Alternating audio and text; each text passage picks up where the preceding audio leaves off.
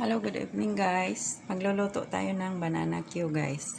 So dito may mantika na ako dyan guys. Para sa lulutuan natin ng saging. So i-on na lang natin ang stove. Yan. Sa kabilang side naman guys, meron akong brown sugar. So lagyan na lang natin ng konting tubig para gagawa tayo ng caramel.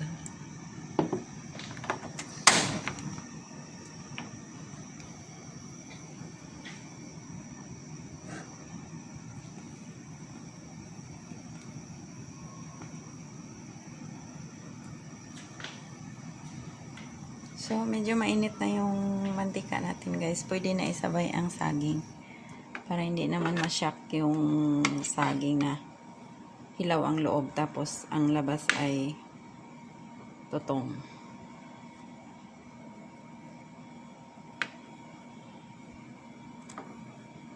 So, ganyan lang ang mantika natin guys. Hindi tayo magsobra ng mantika. Sobrang mahal ang mantika ngayon guys. At saka dito kasi sa bahay ng kapatid ko, hindi inuulit ang mantika. Isang gamitan lang talaga. Kaya minimize lang ang paggamit. Yung brown sugar ko guys, medyo takasan natin ng konti.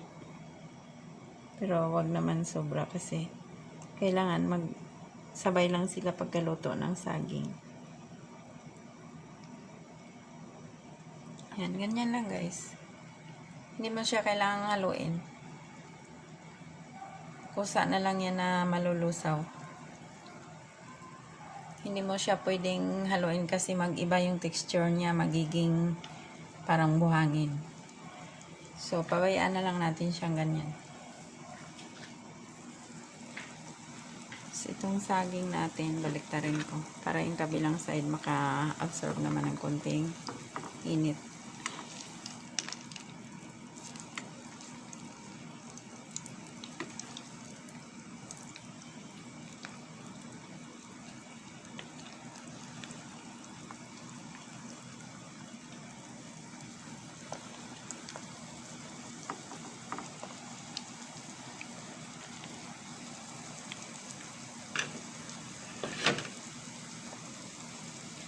So, yung brown sugar natin, pwedeng i-shake-shake guys. Pero wag nyo talagang haluin gamit ang ladle. So, pwedeng i-shake-shake ng ganyan. Basta wag lang haluin ang ladle kasi mag-iba ang texture. Ayan, nagiging syrup na siya. Pero may konti pang buo-buo.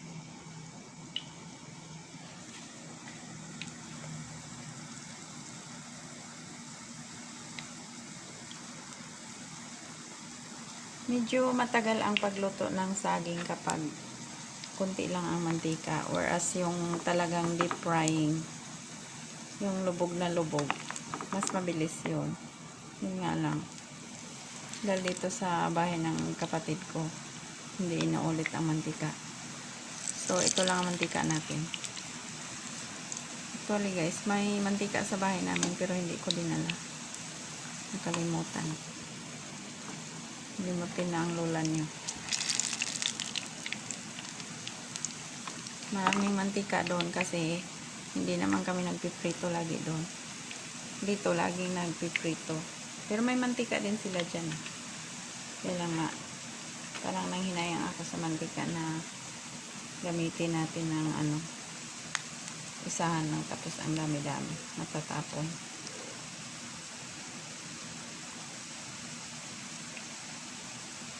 Naniniwala kasi sila guys na kapag ang mantika daw pag inuulit, masama na sa katawan, delikado na daw sa cancer.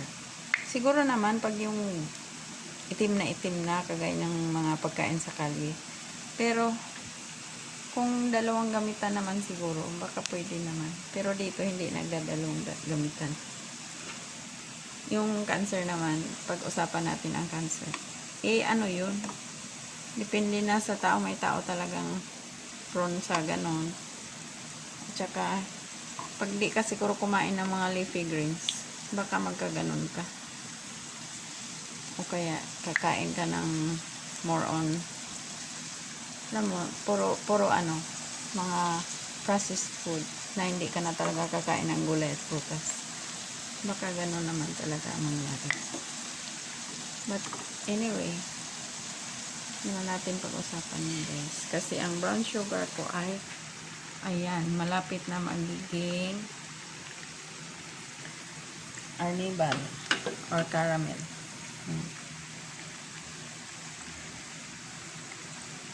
So, siguro patayin ko muna to guys. Kasi ang ang saging natin ay hindi pa luto.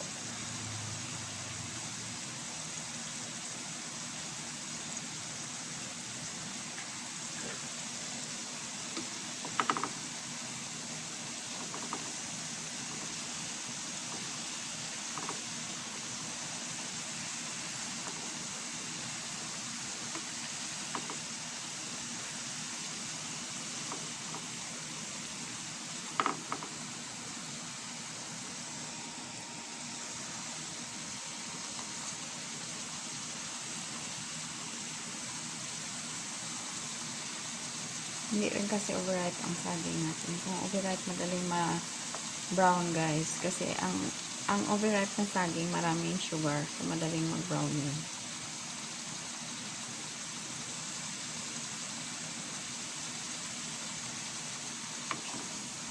Ayan, nag-brown na yung kabilang side.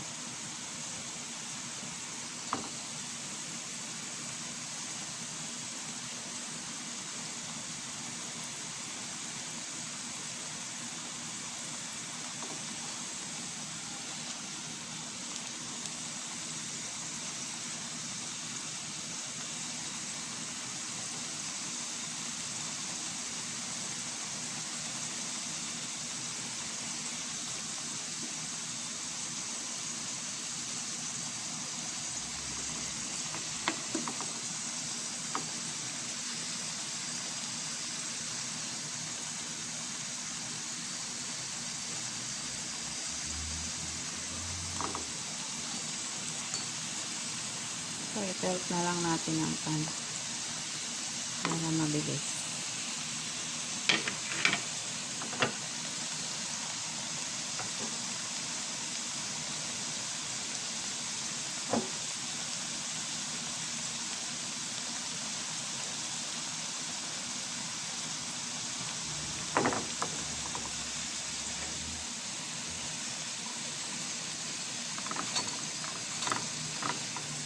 Brown na.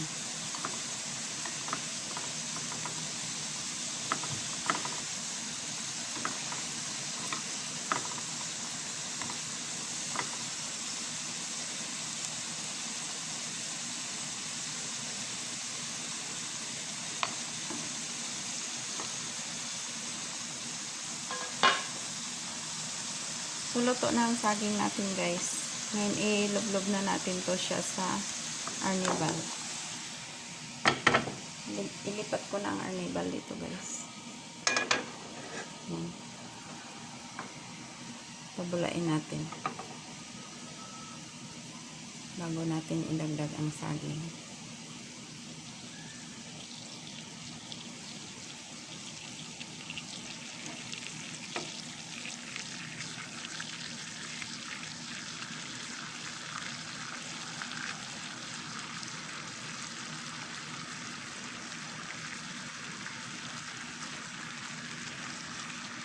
Pwede na ito ilagay dyan guys, ang saging.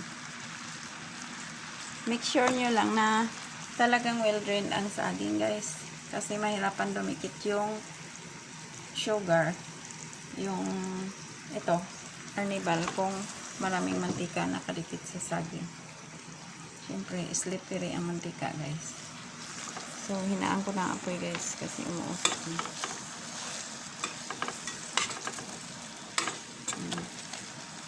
So, ganyan lang ang paggawa ng coating ng banana Q guys. Huwag nyo talagang haluin. Yung iba naman sinasabay sa pagprito ng saging. Ang tendency naman doon guys, kasi nga i-melt mo lang siya sa mantika. Yung iba hindi nalulusaw. So, parang may dumidikit na raw brown sugar sa banana Q. Dito sa ginagawa natin, talagang nagiging syrup ang sugar. Tayin ko na guys, luto na. Dito sa ginagawa natin, talagang nagiging syrup yung sugar. Nagiging caramel talaga siya. Ayan o. Antayin lang natin mag-evaporate ng todo yan.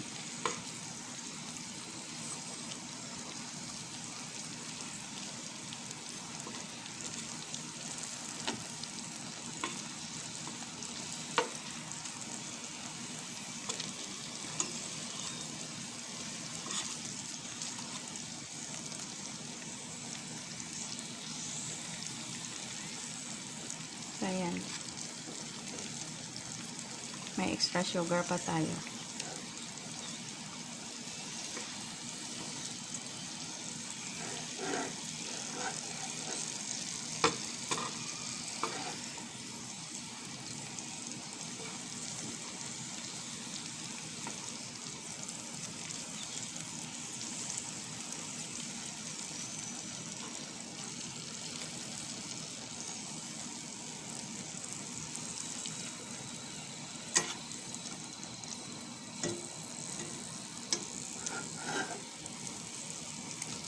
Ayan. Ang dami na ng syrup na dumikit sa saging natin. Ayan. Sobrang tamis na yan.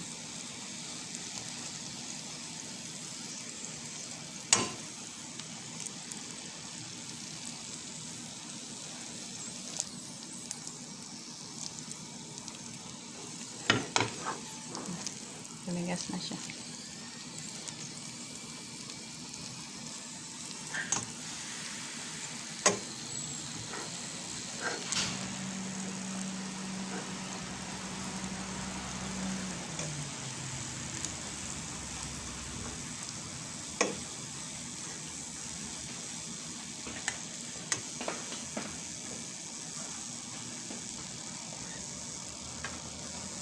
Yan guys, lumikit na guys. So, pwede nang ituhog guys ang itusok natin sa skewers yung saging. Kaya yan. Ganyan guys. Pwede nang itusok ng ganyan. Pagpasensya na guys kasi isang kamay lang ang ginagalaw ko dahil yung kabila hinawa ko sa cellphone. Balang araw makabili din tayo ng tripod guys. Yan. Yan guys. Yan, luto na ang ating saging na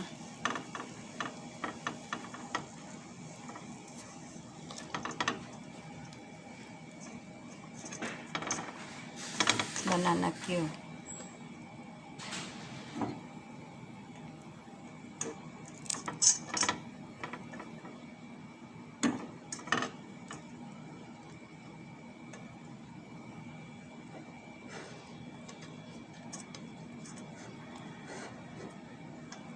Hirapan ako guys.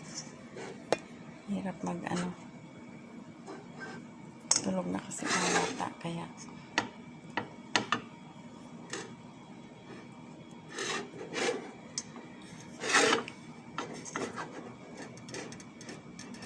wala tayong katuwang.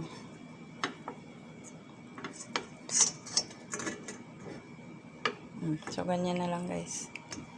So, ayan guys, luto na ang ating banana Q. Yan. Pwede nang kainin. Thank you so much guys for watching.